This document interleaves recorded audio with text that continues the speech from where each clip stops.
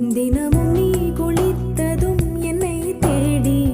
என் சேலை நுனியால் உந்தன் தலை துடைப்பாயே அது கவிதை திரு